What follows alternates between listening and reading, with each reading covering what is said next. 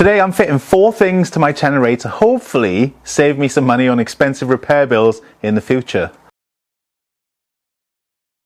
First up is a lower chain guide, and this is to stop the chain coming off the rear sprocket, or at least hopefully stop it coming off.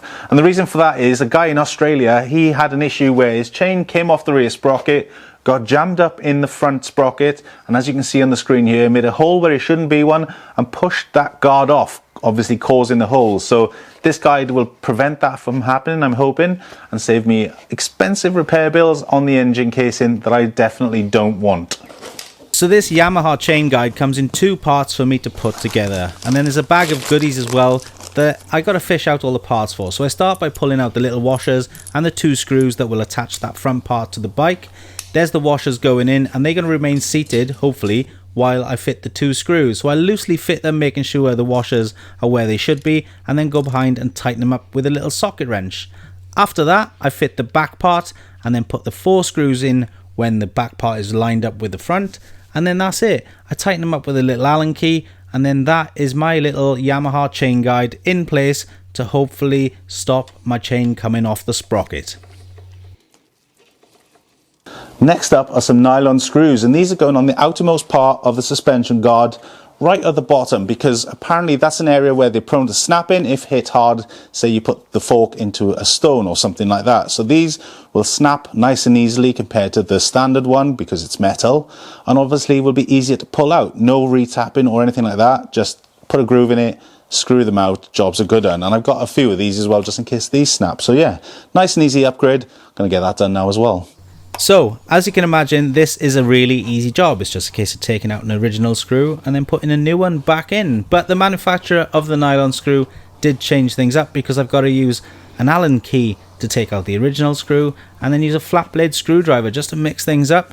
And then there it goes. It's in nice and easy, making sure that I don't tighten it up too much because I don't want to strip the threads straight away or snap the head off it. And then I just do exactly the same on the other side. And as you can tell there, I've got a nice new set of tyres on the bike, and they are big chunkies. So that front tyre is running quite low pressures at the minute, because on the road it's a death trap if I don't. So I'm looking forward to putting this thing in the dirt.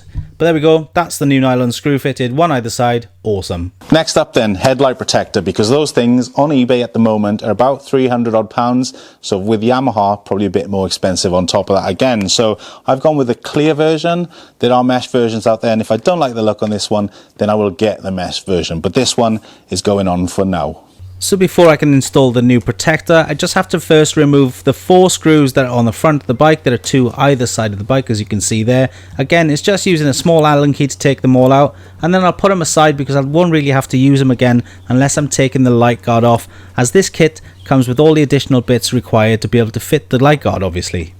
So I've got a screw, a washer, then the screen, then the spacer, then another washer, and then that's going to go straight into here like so.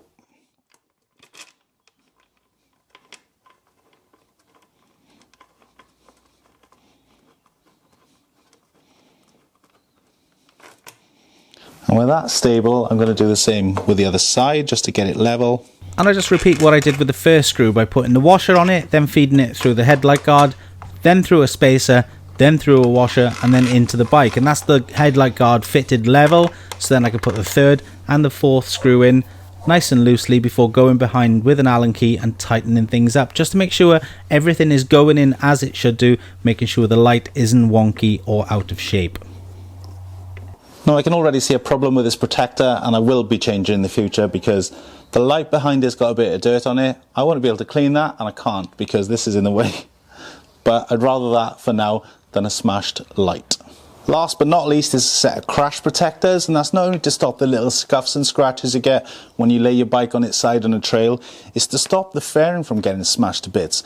As you can see in the picture now, that fairing was actually rocking from side to side, which kind of put that guy out of the race. He couldn't do any more after that, so he parked the bike up, and I don't know the extent of the damage, but that fairing was moving so easily on the front that he definitely damaged something that was expensive, which I hope not to damage by fitting these.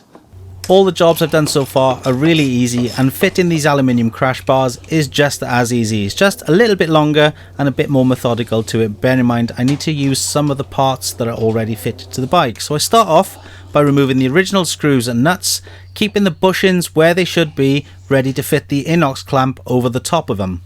Before I fit the inox clamp to the bike, I need to fit 2 inox clips to the clamp. First one goes on like so, and then the second one.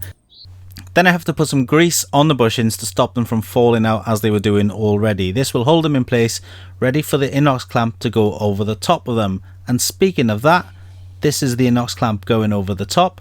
Again, just being careful that I don't knock them out, and then once that is lined up all ready to go, I just have to feed the longer screw through, ready for the nuts to go over the top of them, and then hold that thing in place. Again, leaving it all nice and loose, ready to be tightened up at the end once everything is lined up. So with the inox clamp connected, it's time for me to move on to the left hand side of the bike, and as I've mentioned already, some of these screws aren't getting used again, and this is one of those screws. So I pull it out from behind the fairing and then start to get the bars lined up, ready to fit the screw through the bar and into the inox clamp. And then with that done, I can move on to the side of the bike, again connecting the bar to the frame, loosely fitting the bolt, and then moving on to the right hand side of the bike and doing it all over again.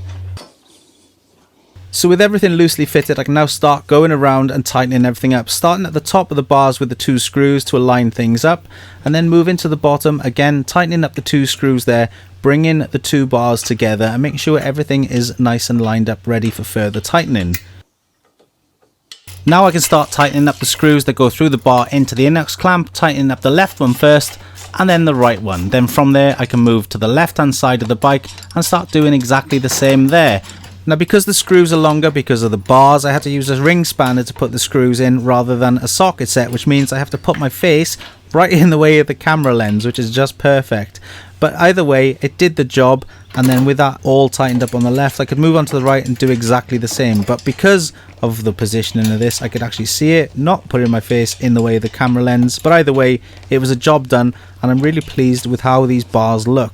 The bike is looking rather menacing, and with that in mind, the last thing to do is the 2 nuts and screws holding the inox clamp to the bike. I just tighten those up, and then that is pretty much it. The job done when it comes to connecting the bars to the bike. One thing to do to the bars after they've been fitted is to put these little plastic protectors on. I'm not sure what they actually protect, but it's a case of just putting them either side of the bar and using 4 little self-tapping screws.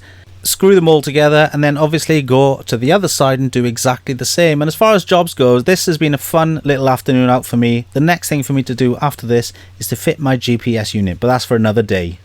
There you have it then. That's 4 things fitted to the bike that should hopefully keep the bike safe when I eventually lay it down on the trails. But that's going to bring the video to a close. If you could press the like button down below, consider subscribing, and I'll bring you another video soon. Thanks for watching.